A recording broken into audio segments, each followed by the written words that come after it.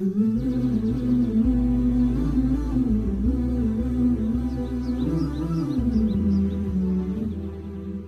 alaikum everyone, and welcome to In Balance, a podcast where we explore how faith and health, both physical and mental, intertwine in our daily lives and how we can finally find balance as Muslims.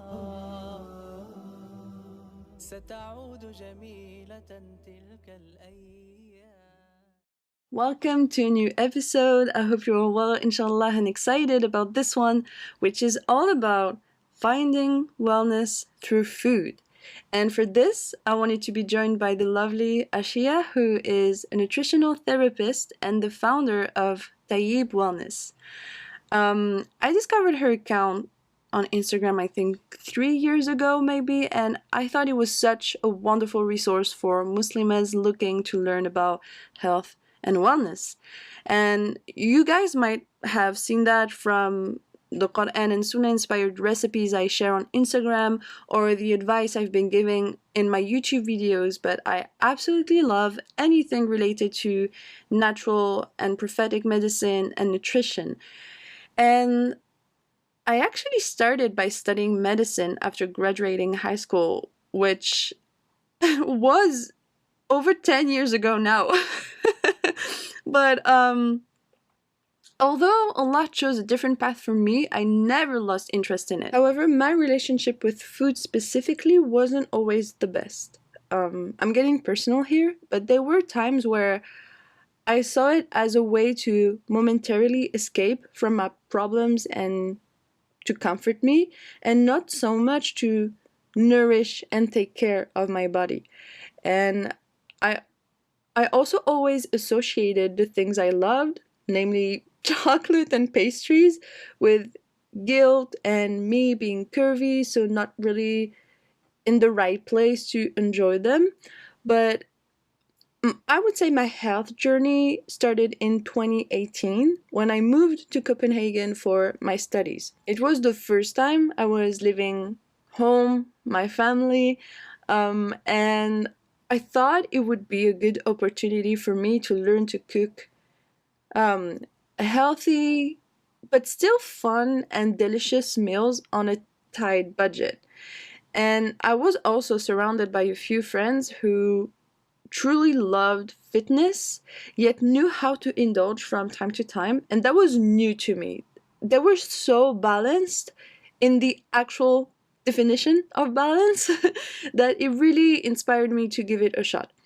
And a few years later, my health condition and my dad passing away from gut cancer made food an even more important matter to me, especially from an Islamic perspective. So I decided to start making some research, and I was so pleasantly surprised to see how taking care of your body and enjoying the good food Allah created for us was an actual act of worship. And, from miracle foods like black seeds and honey to the importance of fasting, not only during the month of Ramadan, but also during, like, on Mondays and Thursdays and on the white days, and the importance of eating mindfully. Islam truly celebrates nutrition and health, so it only made sense to dedicate an episode to it. So today, you'll first hear Ashiya explain how she got into nutritional therapy and what it is about.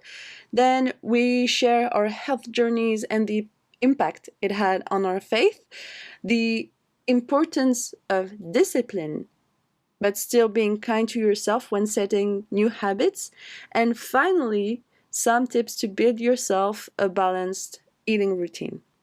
As usual, you'll find all the links needed in the podcast description, including my body scan workbook, which is a method I came up with that you guys loved on Instagram, to simply do a health and hygiene check on your body. And it is also a simple way for you to support my work if you would like that. And after this very lengthy introduction, I suggest we get into the episode. You'll see that the beginning doesn't start with us saying Assalamu alaikum because it got cut off for some reason. But other than that, I hope you will enjoy it, insha'Allah. I've been following you for such a long time. I think I told you this the first time we talked, Yeah. right? Yeah, alhamdulillah. So glad that we've connected, and thank you so much for having me. I feel like really honored to be here speaking with you. Of course, I'm honored as well. I've been following your work for years now, since like I think probably since the beginning of my account, because I remember I've always been really interested in nutrition and having a healthier and balanced lifestyle, and I was looking for Muslims doing a similar work, and like even more so people that made this their job. And when I found your account, I was just so impressed. I love your approach to everything. I love your content. And so thank you so much for joining and accepting to do this episode together. Thank you, that's so kind. So I suggest we start with a little introduction. Maybe you can tell us a little bit about your job as a nutritional therapist, like how you got into it, the difference with being a nutritionist, if there's anything that would allow us to better understand what you do in your daily life. Yes, so I am a nutritional therapist. I work one on one with clients from all over the world. We discuss symptoms and areas that people want to improve their health on, and I focus on nutrition and lifestyle changes that people can incorporate to make long term, sustainable, and enjoyable health changes so that they can improve their daily lives, their day to day lives, and feel more confident about the choices and decisions that they make around nutrition and healthy lifestyle practices as well.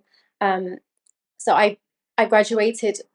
The way I got into nutritional therapy was quite um, unexpected, I think, yeah, because I graduated from university in 2013 with a degree in politics and international relations, and my first like proper job was for a non-profit organization, and I was helping doing um, research on institutional Islamophobia in the UK, France, and Germany, and the research work was amazing and of course immensely critical, but it was also quite depressing for me, to say the least. And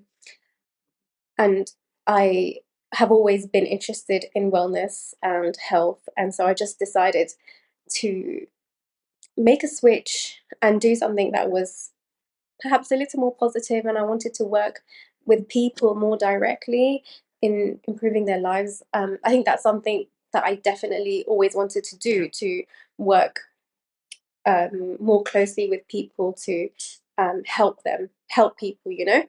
So alhamdulillah, I found the College of Naturopathic Medicine, which is in King's Cross in London, and I studied there for 3 years, and I got my diploma in nutritional therapy in 2021, and here I am. Yeah. So in answer to your question about the difference between a nutritionist and a nutritional therapist, I think the course content and the qualifications are different for a nutritionist, but yeah, I don't know much about the specifics. Would you say maybe one thing? I'm not sure. It's just like a question, honestly. But would you say maybe in your job you have a more holistic approach of health, whereas maybe a nutritionist would be very focused on nutrition only? Yeah, I think so. That's a good point. Yeah, I think there are more holistic therapies that I am open to incorporating in my practice, like herbal aspects of herbal medicine, acupuncture, um, Ayurvedic practices, and hijama, things like that are certainly areas of holistic practices and therapies that I do incorporate in my practice, whereas perhaps nutritionists are a bit more, they have more rigidity in what they can and Hmm. can't. Yeah, and I feel like that would make sense. And I think that's also why that's what I got from your account anyway, but that's also why I really wanted to have this chat with you, is because personally I feel like, and this is something we're going to discuss during the episode, I really feel like your nutrition and how you treat your body is undeniably going to have an impact on your mental health and on your faith. So, I mean, obviously, not all nutritional therapists are Muslims, so the approach will be probably different. But I did feel like from your account that that was something that was very present, and something that is not that common, I would say. I don't know, like, would you say you have a lot of colleagues that are doing the same Um, thing, or so when I was studying nutritional therapy, there definitely weren't many Muslims at all. It is a very much a very secular space. But there were a handful of Muslims I did meet on the course, alhamdulillah, and I did notice that they had that faith connection, that health, just that understanding that health is from Allah, improving one's health is by the permission of Allah. Um, and when we do uh, struggle with our health, it is a test from Allah as well. And I think that piece is definitely missing from the more secular health and wellness spaces, where there's this false notion that if you um, do experience any health issues, it's probably because you're doing something wrong or you're not doing enough of this. And even that in and of itself is a little, deep politicizing, because there are so many environmental factors that contribute to health issues beyond what we ourselves do, if that makes sense. I think one thing that really personally pushed me towards getting interested in health and nutrition was, first of all, seeing it become so popular on social media. Obviously, I feel like it like a lot of people are getting way more interested in this aspect. Although I feel like it's mostly non-Muslim still. Like, you see more and more Muslimas sharing their fitness journey and everything. But what really pushed me towards this was being diagnosed with PCOS, and more recently with endometriosis. And at first I was like, maybe it's my fault, maybe I did something to get me there. But there are diseases that are so common that then you're like, Allah is the one choosing you to get through this. Having any sort of sickness can be a hardship in itself. Some people are dealing with it fine, and I think that shows a lot of faith. And others, like myself at first, and maybe that will surprise a few people, I was like, why is this happening to me? I already have so much going on. And subhanAllah, I found a lot of comfort in getting interested in health and nutrition. And you never regret taking care of your body, and you never regret like eating good food and going to the gym and everything. But more so, you realize how many blessings Allah put in those things, and how it's part of the daily life as a Muslim. One question that I have is it something you connect with Islam in your daily job, and like the fact that being active is part of the lifestyle of Prophet Muhammad sallallahu alaihi wasallam, or that Allah gave us so many good and nutritious foods. Yeah, so the vast majority of my clients and the women that I work with are Muslim, and there are certain things that I guess we share some sort of understanding on, especially when it comes to the prophetic traditions and prophetic recommendations. So, for example, one thing that I have intentionally started to incorporate more into my clients' protocols is the use of black seed oil, because the Prophet ﷺ said that it is a cure for everything except death. And what more explanation do we need, you know? Um, so yeah, there is definitely a lot of that's definitely one aspect of black seed oil. And another thing that I begin a lot of my protocols with is um, in the intention, making sure, or advising my clients that let's renew our intention for why we are doing this, why we are working on our health, and solidify that intention. And also asking Allah for success in that health journey. I think those are the two, I would say, the two main ways that I incorporate Islamic principles into my protocol. And from your experiences with your clients, without getting into much detail for privacy reasons, but do you feel like this approach, or even just like from the start when you get into the process of healing with your clients, do you feel like those nutrition or gut health problems have impacted their mental health? Like, is that something they told you about? Mental health is very general. Obviously there will be like other episodes dedicated to specific aspects of mental health, but I guess when we talk about nutrition, the first things that come to mind are body image, anorexia, things like this. Like, could you tell us a little bit about this? Yeah, so nutritional deficiencies do certainly have a negative impact on mental health and emotional well-being through the gut-brain axis and through the adrenal function. Um, the adrenal gland is the gland that produces stress hormones, and so there's if there are certain nutritional deficiencies, then that does impact our ability to cope with stress and our mood and how much anxiety we feel and how we sleep, and then it just has like a sort of domino effect, I guess. Um, Yeah, vicious circle. yes, exactly. And then there is, from the gut perspective, there is the microbiome composition, that aspect that is very important. So the balance between good and bad bacteria, which affects neurotransmitter production and the feel good chemicals.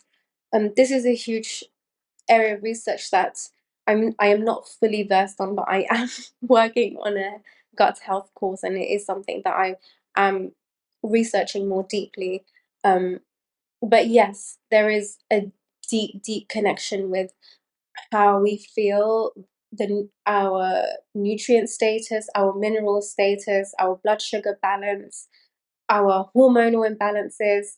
There is such a huge connection, and yeah, that is something that definitely I see the changes in my clients. Definitely, it just depends on the different personalities. So, for example, if someone is very overwhelmed, they will find it difficult to implement certain things, and that's why it always goes back to the intention and asking oneself, like, why are we doing XYZ? Who is it for? How do we want to feel from making these decisions? And then there are some people who are extremely disciplined and motivated, and they are really good at implementing the protocols and the recommendations that I give them, and they see a massive difference in their energy levels and the way they feel, not just physically but emotionally, how they feel about themselves. So yeah, every person is so different, and it just depends on that relationship with each person. Yeah, that makes complete sense. And you mentioned hormonal imbalances and how food can obviously impact that. And from a personal experience again, because obviously when you have PCOS, you do have an hormonal imbalance. And this is something like what you just said is something I completely relate to, and I've seen the difference, and I still see the difference where when I do not eat as healthily or when I don't exercise as much, my mood is always impacted. And it does come out as a lot of fatigue, a lot of stress, but also a kind of a it does have an impact on my mental health, as in I don't feel good about myself. I don't like being lazy. I don't like the way I feel in my body.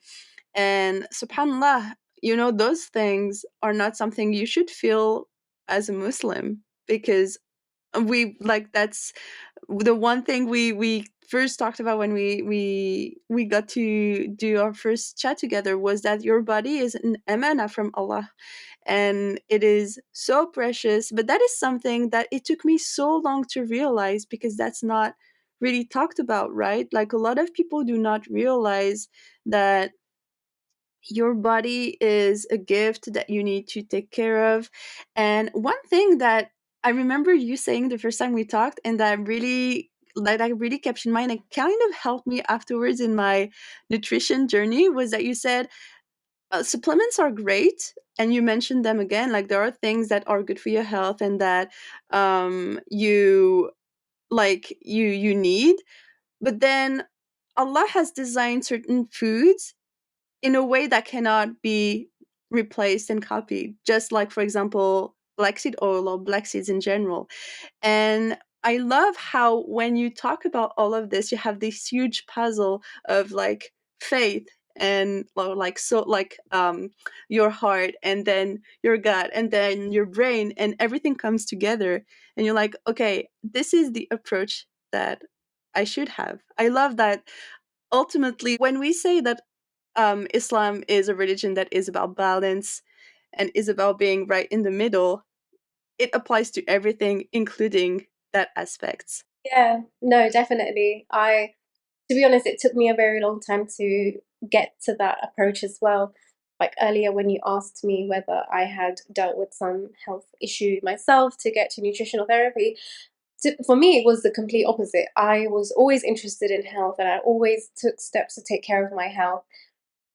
And then I had this unexpected health issue come up for me in 2022. And it really rattled me um, because there is this false notion that we do things for our health to reach a state of almost perfect health, but that will never be the case. It is not the nature of this world. We will always be tested with our health physically, mentally, emotionally. And I've realized that my goal for myself is just to always support my health in the best way possible. And by the permission of Allah that I will have health. And by with the permission of Allah, I will or I won't be able to deal with whatever test comes my way. But yeah, my health, even with my own health, it has been very up and down in the last few years, and it was very unexpected. And like you mentioned for yourself, I had these lingering thoughts of like, what am I doing wrong? Why isn't what I am doing enough? I need to try this supplement, that protocol, this herb, that probiotic, this juice cleanse, whatever it was just never ending. And it got to a point where my self-esteem went really felt really was at its lowest as well. I had people say to me, "Oh, but you're so healthy. Why are you going through all of this?" And it made me feel utterly awful about myself because my whole identity was wrapped up in health and wellness. And in a lot of cases, obviously not all cases, but in a lot of cases, people struggle with their health because they might not take care of their health or they don't know how to take care of their health. But with me, I always felt like I did do everything I can to look after my health. And, it sounds silly, but I honestly felt like a fraud and felt like my identity was shattered. But yes, over time, with a lot of praying and introspection, talking through things with my husband and my family, I realized that, well, of course, this is just a test from Allah. I put so much reliance on all the foods, the supplements, the holistic therapies to make me feel better, but I had lost sight of Allah's plan for me. And it sounds very obvious now in hindsight, but I guess I just needed to be reminded. But yeah, like I mentioned, all of these things are still important. All of these functional tests and holistic therapies, they have saved my health in many, many ways. But ultimately, I just learned that I cannot be surprised or feel frustrated or angry if Allah does choose to test me with my health. Thank you for being so honest and transparent, especially in this space. I mean, when it comes to social media, we're exposed to so many health gurus and everyone who seem to have it together. And it's funny, for you, it was nutrition and health. For me, it has been religion of having that, like, oh, I'm such a fraud. Like, people have this vision of me and think that I have it together when it's it's really not the case. And it always feels nice to know that even those that you take as examples do not have control over everything, because the only one who does is Allah subhanahu wa ta'ala. And I think it's always a good reminder, especially because health is the one thing I feel like everyone doesn't want to get impacted. Like, I remember when I I heard that my dad had cancer, it felt so heavy because it was like my dad had never been sick in his whole life, and now he's sick and he has cancer. And you hear this also from super healthy people, like people that were working out and were eating very balanced, not just like vegetables and fruits, but actually balanced in a way, like, you know, that 80-20 rule. People that seemed very balanced still got health issues. And that's where you realize that, okay, I cannot be in control of everything, including my body. But even when that happens, we're humans. So we might be asking questions. We might get really sad and be like, this is not fair. I'm going through this, I'm going through that. And now I have health issues. But there are also blessings in having some health issues, right? Because they're a way to expiate our sins, or a way to purify ourselves.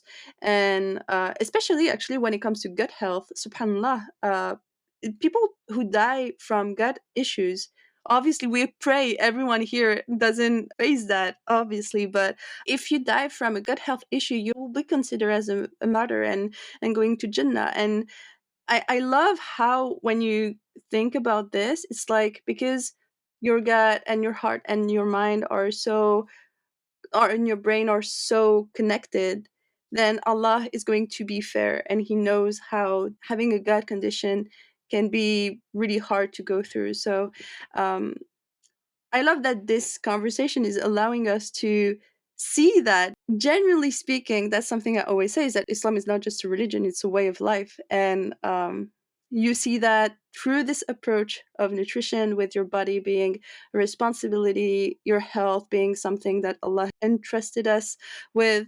Um, and even I remember one thing you said was that intentions are incredibly important, including in this. Is that something you feel like you still apply personally in your daily life? Like when you are going to have a meal or when you're going to the gym, do you feel like you still have those intentions going strong? I try to. Yeah, definitely. I try to.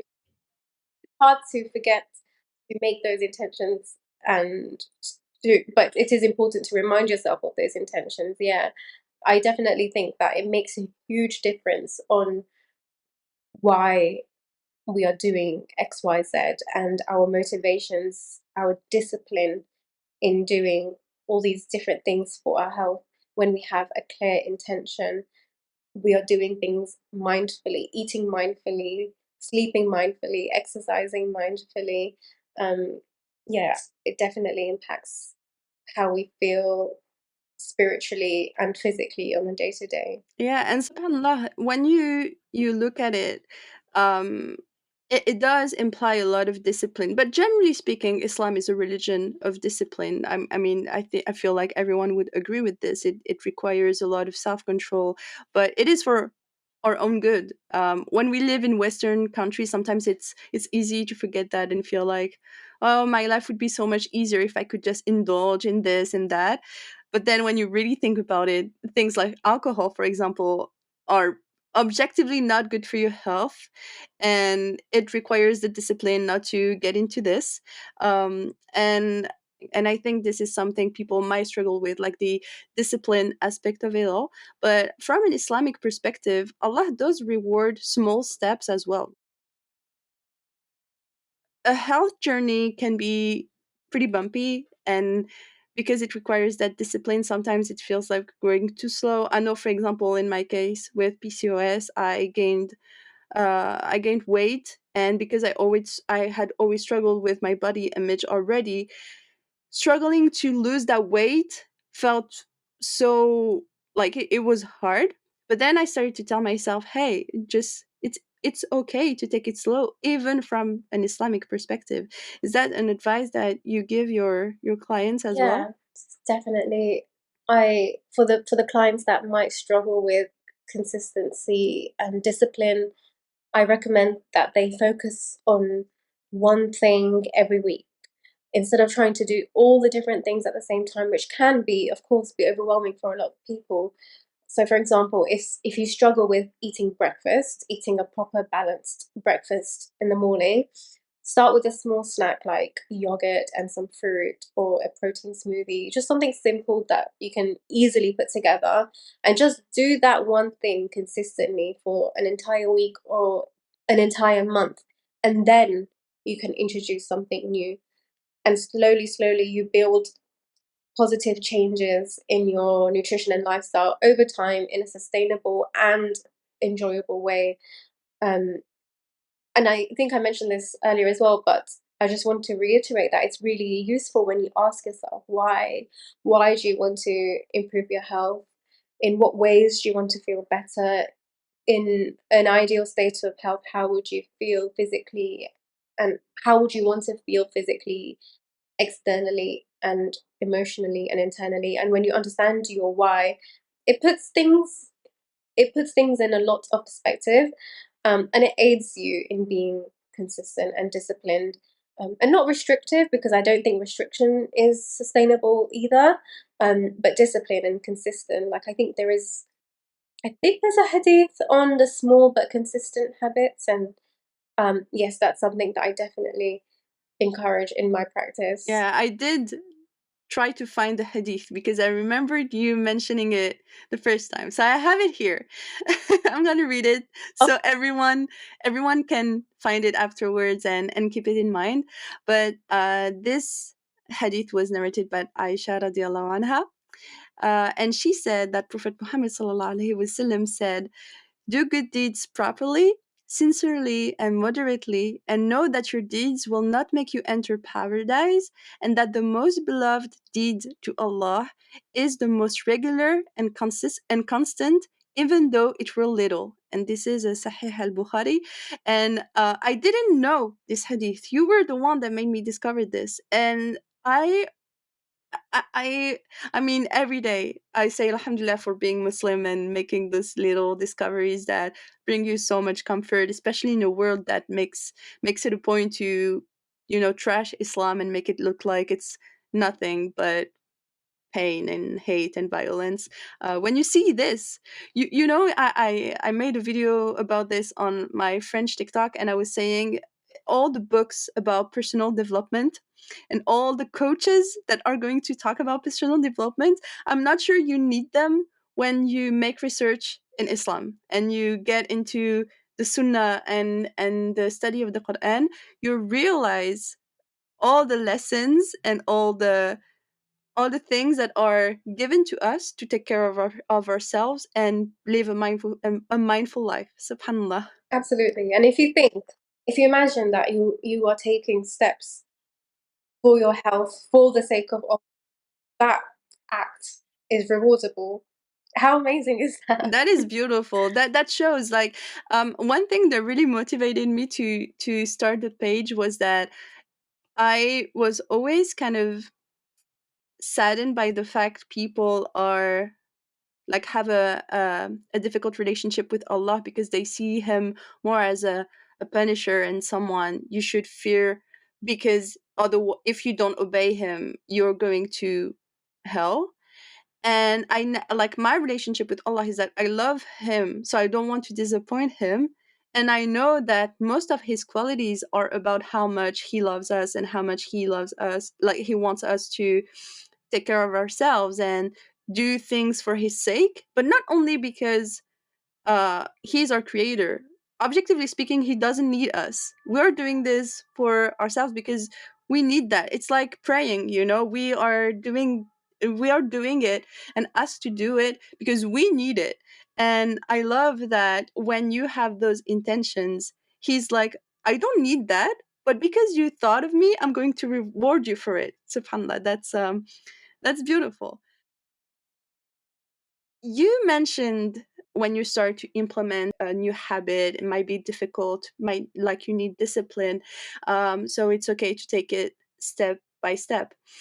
That's a topic you mentioned the first time we talked, and I thought that was very interesting. How do you deal with that when you're constantly exposed to social media and the glorification of nutrition and health? Like, what has been your experience, especially as someone who works in that sphere? Because I know personally, I think it depends on the content creator. I try to be very mindful with the people I follow, but um, those I feel like have been motivating me, and I'm like, okay, I want to get to that stage. But then I can understand as well that because everyone seems again to have it together, it can be pretty frustrating. How have you been dealing with that? It is frustrating. And if I'm going to be honest, I think I was guilty of that as well, where I only showed the foods and the activities that were healthful, like the perfect, most aesthetic dinner plate and the homemade desserts and my shopping haul from I don't know Whole Foods or Planet Organic or whatever it is. But it was because this is what I thought people wanted to see. I thought that people wanted to be inspired by all the healthy things, and they do, but I also learned through conversations and with my own health struggles that people want balance. And ultimately, that's what everything comes down to, just having a middle path and being moderate in everything that we do. Um, and so I started to share those parts of myself where, for example, I use some skincare products and makeup products that aren't non-toxic, and not everything that I use is non-toxic. I'm even partial to some candles that you might deem as very toxic to health. And once I started sharing those things about myself, I received so many messages from people saying, "Thank you. Thank you for sharing these things. It makes me feel so much better because I always feel like I'm not doing enough." And it just isn't sustainable for a lot of people in this day and age because having a completely organic kitchen, organic foods, non-toxic clothes, and non-toxic skincare and cleaning products, it can get very expensive. Not everyone has that blessing to be able to pay for all of these different things, and worrying about finances in and of itself is such a huge stressor for many people, especially in current times. And Yeah. stressing over that is, of course, detrimental to our well-being. Um, so I think to be honest, it was through conversations with people on Instagram, conversations with my own clients where they said, "Oh, I'm so confused. There's just so much conflicting information online, and I don't know what to do." That's when I started to realize, okay, I have a responsibility to show that actually I'm not perfect. I do like some things that are non-toxic. I like going out to eat and um, having the occasional fizzy drink or bubble tea or whatever it is. And I think demonstrating that balance ha- has been extremely cathartic for me as well because it means that I can relax a little bit. I don't have to force myself to be perfect all of the time. Um, yeah, I think that was just finding my own balance and seeing that people really need to see that balance as well. Yeah, I think that you really touch upon something important is that people are really striving for content creators that are relatable, like people that they can identify to because they need that comfort. We live in really hard times, generally speaking, whatever the topic is. The times are weird and not the best. Social media shouldn't be a place where you feel anxious, right? When you go on social media, it's like you've had a long day at work, or you've been like doing things like maybe you've been cleaning all day, you just want to relax. And I've always find it weird that now social media has become this source of anxiety for people, when at first it should be just connecting with people and being inspired and motivated. And I love that we are seeing more and more people being so transparent and relatable. I remember when I started new account, I really wanted to have a focus on sustainability, and I was like, I don't know if I'm just like the way I felt with faith. I was like, I don't know if I'm the right person to do this because everything I wear is not from like green brands, and everything I eat is not organic. Pretty much everything you said. And then I was like, you're just human. You're doing with what you have, you're doing what you can with your own means, and that in itself, first because you have good intentions, alhamdulillah, but also because people need to see that, then you don't need to put that pressure. You know, people are, I feel like people are usually, although social media can sometimes be pretty reckless place, people generally speaking, if they decided to follow you, are going to be nice and understanding of you sharing that. It's okay if you don't have your this perfect life. um it made me think of a girl that I follow and that I really really love. She's a French YouTuber, and her life does look perfect. To be completely honest, she has like this beautiful place. She has like she just got engaged. She has a super healthy lifestyle. Like she seems to have it together. And one day she did a Q&A, and then one of the of her subscribers said, "I love you. I've been following you for years, but it feels like you have that perfect life, and I need to feel like I can relate to you in some ways. You motivate me, you inspire me, but it just seems weird that you have it all together like this." And she said something that I thought was super honest. She said, "Honestly, you guys, I cannot complain. I'm not going to create problem if I don't have any." She is Christian and she is very close to her faith as well. And she was saying, "That's why I always say that I'm very grateful for everything that I have." I did really appreciate that she was doing that, because although it might get some people envious, unfortunately, she was still transparent, and I love that that transparency is becoming more and more common, whether it be to say, "Hey, I'm just like you, I don't have it together," or I don't have much to complain about and I'm really grateful for it. I love this. Yeah, I I think that it definitely speaks to our mindset as well. Focusing on gratitude is such a big part of Islam. Um, and if you have, yeah, I think the mindset piece is very important. Even when you were talking about body image issues, that's something that I have dealt with certainly a lot in the past, and I did seek therapy for that, and I realized that I needed to change my thought patterns. That made a huge difference in how I saw myself and um, how I allowed myself to take up space with my family, with my friends, at my workspace. So yeah, the mindset is very crucial. I What you just said made me think of something I saw online once, and that was a person saying that they've always struggled with their body image, and that they would struggle to eat healthily. Like they would mainly focus on fast food, and it would bring her that comfort that she needed. But then she realized that that kind of food was like treating her body like trash. And when she said that, I never got to that stage, but there were definitely moments where I didn't eat healthily at all, because like my weakness is chocolate, and sometimes I would really indulge on chocolate, and then I would feel guilty because it really didn't make me feel that good to eat that much chocolate. Um, and then I realized, oh wow, this is what many girls are going through. And when I was younger, I definitely had that thing where I was like, yeah, eating healthy is boring.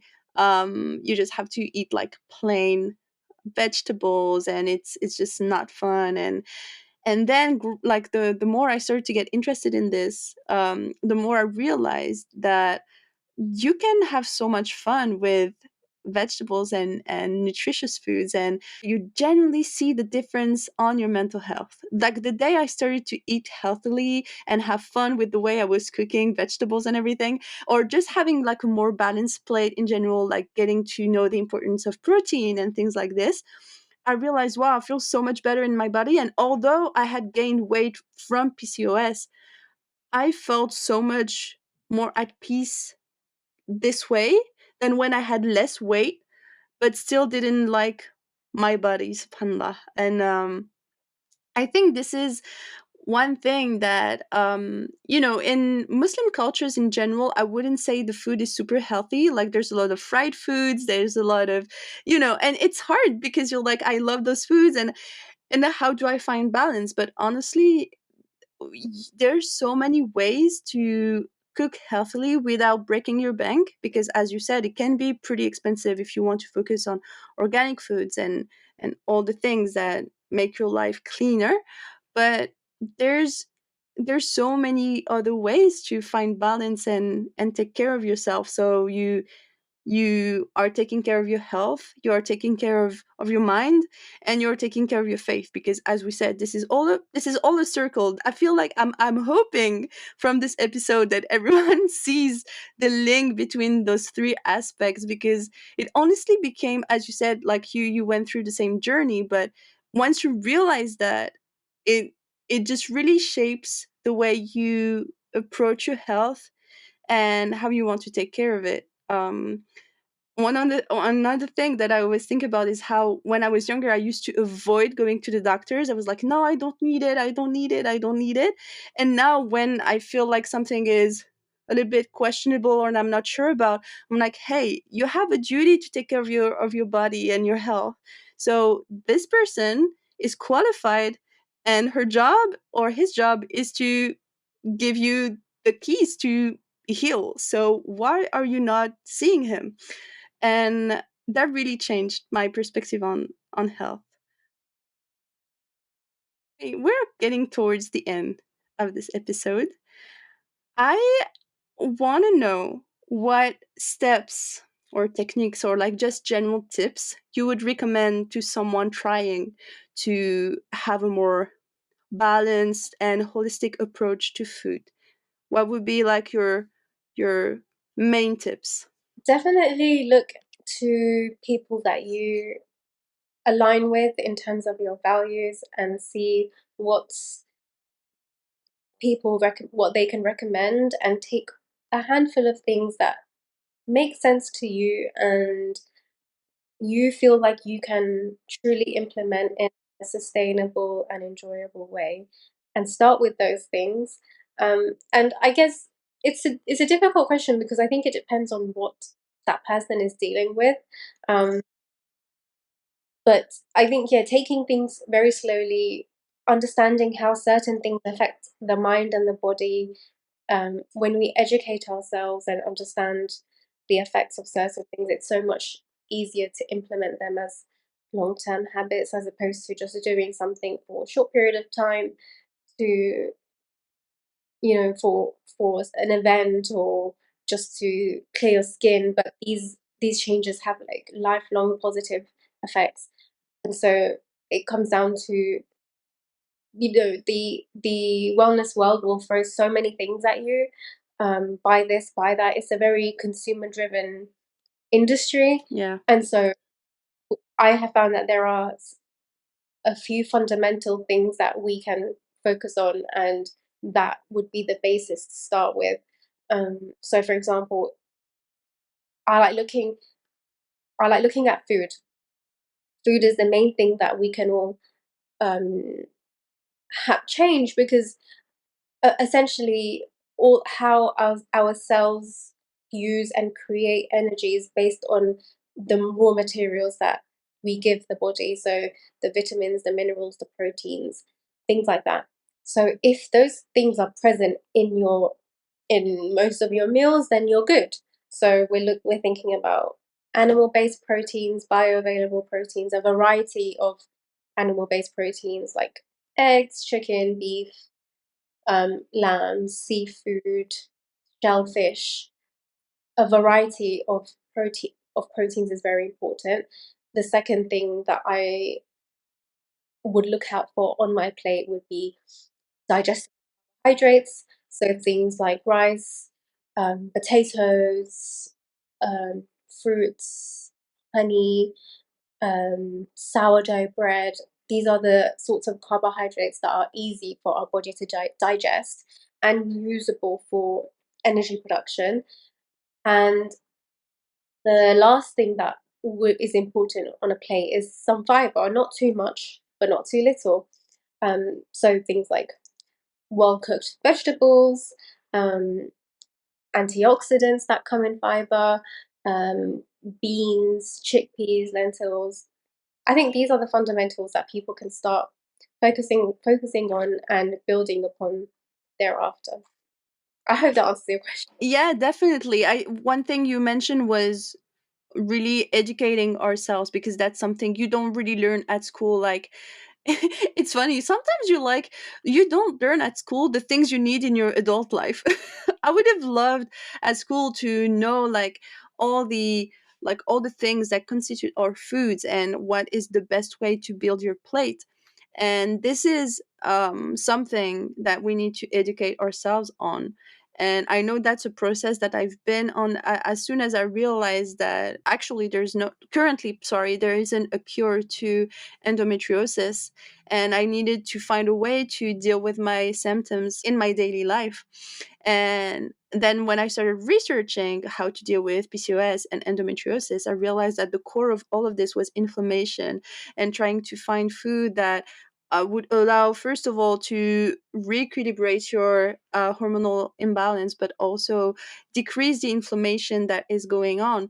And as you said, there are some things that you like, categories that you should have in your pantry and work with. And you can go again step by step. For example, things that I did was that I my favorite meal of the day is breakfast, and I always used to have a sweet breakfast.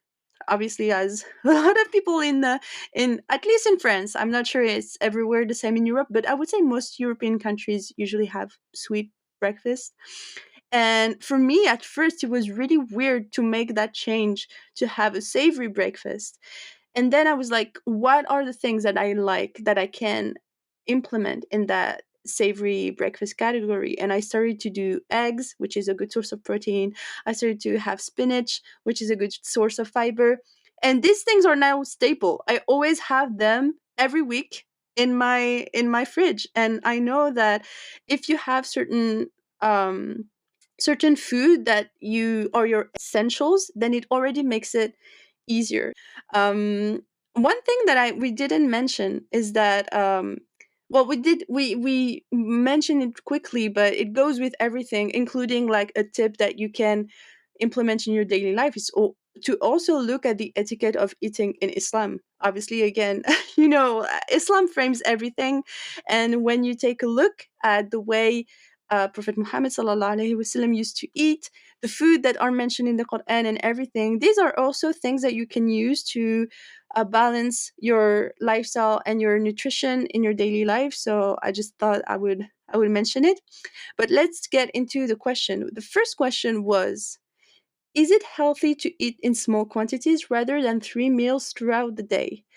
That's a question that I thought was interesting, because I always wonder why we decided that it was going to be 3 meals a day, breakfast, lunch, and dinner, and not like less, more meals throughout the day, but maybe less Hmm. quantities. I think it depends on what those meals are made up of. Um, it include enough protein to um, for your expenditure, your weight, your height. Understanding how much protein you need is very important. Um, does that meal include digestible carbohydrates, or does it include more of the difficult to digest carbohydrates like conventional breads and pastries and um, things that are made from like more modern flours as opposed to ancient grains? I think that has a huge impact on digestive function and gut health and digestibility. Um, Again, going back to like what does the ideal plate look like? So does it include any fiber, any sources of antioxidants? I think if those bases are covered, then yes, I don't see any issues with eating in small quantities rather than having 3 square meals a day. I I eat like that. I cannot have a big plate of food 3 times a day. I get full very quickly, and so my plates tend to look much smaller, but I the quantities, the frequency, I should say, in how often I eat is much much more often. Yes, I feel like also some people that count calories would try to adapt based on their own preferences. So at the end of the day, if they have a certain calorie target, it doesn't matter if they have 3 meals a day or if they do more meals but in smaller quantities, because all that matters at the end is that they reach that target. So I hope that answers the questions and that you can figure out what works best for you, inshallah. The second question was how to maintain a healthy diet and avoid junk food, especially when you're a college going student and don't get a lunchbox for yourself.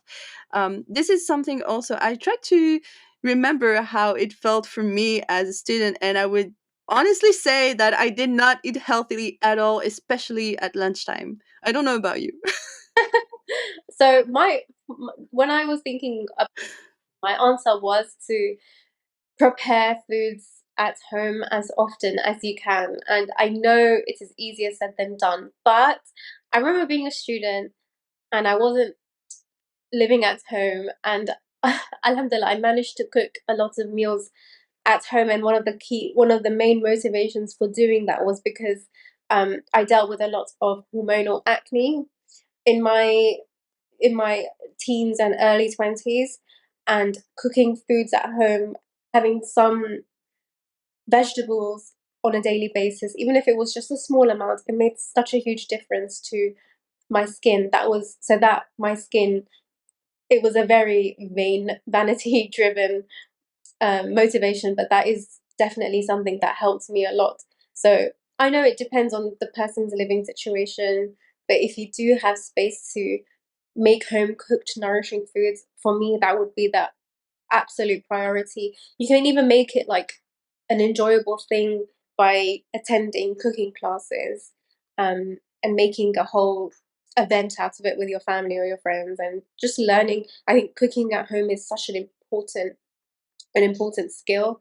It does take time and planning and energy, but I can guarantee 100% that you will feel so much better for it. Yeah, I definitely agree. And I feel like also if you don't actually feel like doing this, there's still you can still rely on your discipline and be like, okay, I do have options to make my food healthy. It's easy to go to fast food because it's cheaper, and I mean it's not actually even necessarily cheaper when you think about it. Like there are some vegetables that are, or like things that you can do that end up cheaper than going to a fast food. But I think you know, having that discipline and be like, yeah, maybe everyone else is getting a burger and fries, but if I really want to take care of my health and feel good inside, so it comes out outside as well, then I have to make that sacrifice. um, the last question was how do I manage sugar cravings? And as someone with PCOS, I really would love to know the answer to that question from you. So the first thing I would consider is to eat more. I feel like I'm repeating myself, but eating enough protein, eating more protein, because that is essential to feeling truly satiated. And I do think that when you do have sugary cravings, it is your body asking for energy. And so it makes me wonder if you, not just from a calorie wise, but also from like vitamins and minerals wise, does your body have the raw materials it needs to produce energy? Because the reason our taste buds are designed to crave sugar is because we sugar provides us with glucose to create energy, and so there is a potential energy deficiency when you have such sugar cravings. Um, so yeah, so protein would be the first thing that I would focus on, and then if you still want a sweet snack, it might be a good idea to look at your mineral levels. So um, doing a minerals test can be extremely useful.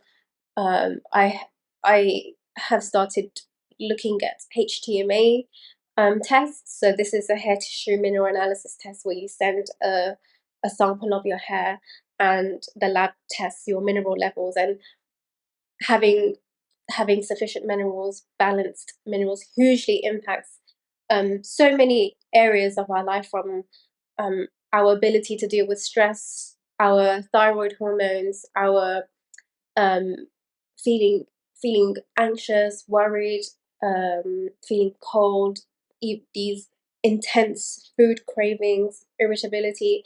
It So much of it is to do with our mineral balance. So that's something that I would consider as well. Um, and also, again, going back to the home cooked side of things, I think it's such a great idea to start making sweet snacks at home. It makes a huge difference when you're using nourishing ingredients like hot chocolate or marshmallows or um, homemade brownies. You can still enjoy those sweet things, but make it more nourishing. Yeah, I've got some great recipes on my Instagram, and I save a lot of recipes on my Pinterest as well. I think Pinterest is such a great resource for looking for exploring. It really is. Yeah. I think there's also kind of a myth around sugar, or I should say carbs in general. Like a lot of people feel like I have to cut them off completely, and so I have to restrict on all those things. Um, and one thing I realized with sugar cravings was that sometimes also it's just you needing water, first of all. Like sometimes you just need to grab a huge glass of water. I'm guilty of not drinking enough. Like, I didn't used to be like this when I was at university, but ever since I started working from home, I just forget and I make that conscious effort to drink. And if I feel like that sugar craving, like coming, I'm just like, okay, what are my options? I'm going to drink first. And then there are ways indeed to not fall into that, oh, I'm gonna grab like a chocolate bar or something. You can also, I think, if like me you struggle with insulin resistance, you can like try to find tricks. For example, you can have like dates, but pair it, like dates are very sweet, but you can pair it with a peanut butter or things like this that I think it just, you would explain this better than me, I think. You're putting me on the spot. Um, but yeah, definitely pairing sweet foods with proteins, it slows down the release of the sugar into the bloodstream, so you don't experience that insulin, um, sorry, not insulin, that blood sugar spike, and Yeah. wouldn't experience the blood sugar lows either. This imbalance does contribute towards that those sugar cravings as well. Um, and yeah, with dates, you have the fiber as well. Fiber slows down the release of sugar into your bloodstream. So it's like you are supporting your blood sugar, you're supporting your hormones, and you are satisfying your sweet cravings all at once. Yes, it's like, as you will get from the theme of this episode, but just my work in general or the podcast in general, it's honestly about balance. I don't feel like you need to restrict yourself completely on, like, I'm not gonna have brownies anymore in my life because I need to lose weight or I need to manage that, my hormonal imbalance and everything. You don't need to restrict yourself that much because I think, again, that would impact your mental health, that would impact your faith. That's a vicious circle. It's just about balance. And I think, it's, again, we like, the reason why we repeat ourselves on certain tips is, I think, because they are that important.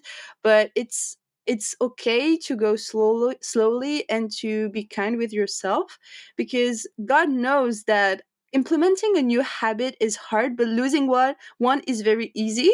So it's better to go slow and make sure that habit stays rather than forcing yourself and then completely giving it up. And I think that starting with implementing those little tricks, like for example, switching for snacks that are have like good nutrients, or like you said, for example, sourdough. I know personally, I live in France. We are the country of baguettes, and there wasn't a day in my life where I hadn't had a baguette at home. But when I realized that sourdough was a better option, I started to implement it more and more. And now I do prefer sourdough than baguettes. That's crazy. I never thought I would say that, but there you go. So sometimes you might also have a good surprise. You might think, oh, yeah, eating healthily is not it's not fun, but it can really be fun. And if it's not that fun, at least it's still making you feel good about yourself. It makes you feel good about, like, it make, like, both from a physical perspective and a mental health perspective, but also in your faith. Because again, if we go back to intention, that's what Allah subhanahu wa ta'ala wants. One of the main things of the etiquette of eating in Islam is that when you're eating, your stomach should be 1/3 full of water, 1/3 full of food, and 1/3 full of air. That is to say, you shouldn't eat in excess. And generally speaking, excess in Islam is not good. And when you get into this, you realize, okay, I really, really need to be more mindful with the way I approach nutrition and take care of my health in general. So I think we got through all the questions. That was such a lovely episode to record. Thank you so much, Ashiya, for joining me. I hope you enjoyed it as well. I definitely did. Thank you so much, Ashiya, for having me. Jazakallah khair. I really enjoyed this conversation. وإياك. I hope we got to all the points that you guys wanted to know more about. Obviously, the subject, as all the subjects that we're covering in the podcast, are very broad, and there's so much to tackle. And we could talk about this for like much longer. But I hope we got to the main points. If you have any questions, obviously you can message us. Please follow Ashiya on her Instagram account. You're going to love it as much as I do. I'm sure I save a lot of her posts. I find them so well written and well explained. You're going to learn things. That's something, if we want to push it that far, in Islam, knowledge is important. So make sure to keep learning and enriching your knowledge about not just our deen, but even things like sciences and everything. They're not disconnected. Allah wants us to learn and keep learning about things that allow us to involve in this life. And well, in that case, it allows us as well to take care of our health and take care of this beautiful amanah that our bodies are. So make sure to follow Ashiya. Thank you so much once again for listening to today's episode. If you have any questions, if you want to follow Ashiya on Instagram, I will leave all her details in the podcast description. And yeah, thank you so much for joining us. And I'll see you in the next one, insha'Allah.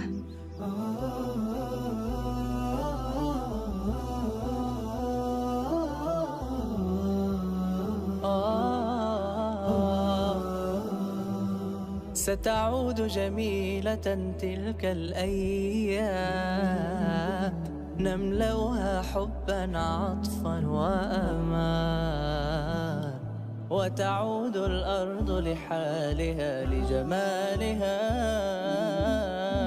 وتشفى الجراح